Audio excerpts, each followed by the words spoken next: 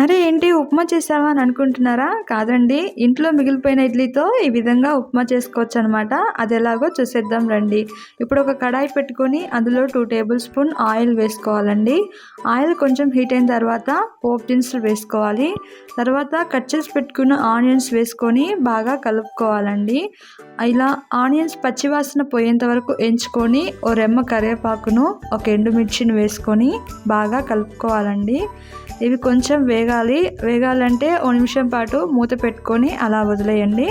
ఇలా చూసారు కదా, ఇలా లైట్ గోల్డెన్ కలర్లో వచ్చిన తర్వాత కట్ చేసి పెట్టుకున్న టొమాటోస్ని వేసుకొని ఓ నిమిషం పాటు బాగా కలుపుకోవాలండి. తర్వాత పచ్చిశనగపప్పును వేసుకోవాలి. పచ్చిశనగపప్పు వేసినా ఏం కాదండి, ఆయిల్లో ఫ్రై అయిపోతుంది.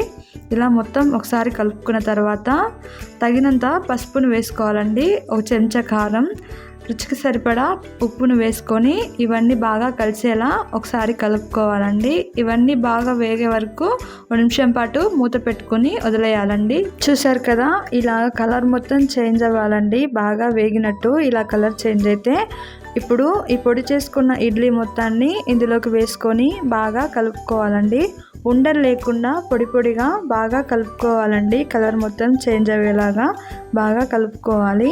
ఇలా కలుపుకున్న దాన్ని బౌల్లోకి సర్వ్ చేసుకొని తింటే చాలా చాలా టేస్టీ అయిన ఇడ్లీ ఉప్మా రెడీ అండి. వీడియో నచ్చితే లైక్, షేర్ చేసి సబ్స్క్రైబ్ చేయండి.